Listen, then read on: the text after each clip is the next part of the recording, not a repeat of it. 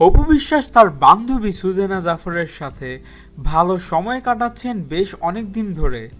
তাদের সাথে অপু সাকিবের ছেলে আবরাম খান জয়কেও দেখা যাচ্ছে। রোজায় শাকিব খান দেশে ছিলেন না, তার মধ্যে ঈদের অনেকটা ব্যস্ত সময় কাটিয়েছেন অপু ঈদের টিভি অনুষ্ঠানের শুটিং নিয়ে। আর ফ্রি সময়টা বান্ধবীদের সাথে দেখা গিয়েছে অপু বিশ্বাসকে। ঈদের শপিং, ইফতার পার্টি, খাওয়া দাওয়া বান্ধবী সুজেনা জাফরের সাথেই ছিলেন অপু। ঈদের পর এখন কিছুটা ফ্রি, তাই ঈদের দিন থেকে আত্মীয় স্বজনদের বাসায় বেড়াচ্ছেন অপু। ঈদের দিন শ্বশুর বাড়িতে ছিলেন, তারপর তাকে দেখা গিয়েছে অনন্ত জলিল ও বর্ষার বাসায়। সেখানে ভালো সময় কাটিয়েছেন সবার সাথে। আজ বান্ধবী সুজেনার দাওয়াতে ছেলে আব্রাহামকে নিয়ে ভালো সময় কাটিয়েছেন অপু বিশ্বাস সুজেনার বাসায়। অনেক আড্ডা হলো, খাওয়া দাওয়া হলো বলে জানা গিয়েছে। সাথে ছিল জুনিয়র খান।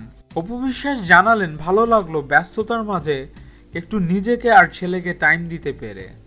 ধন্যবাদ সুজানাকে দাওয়াত করার জন্য।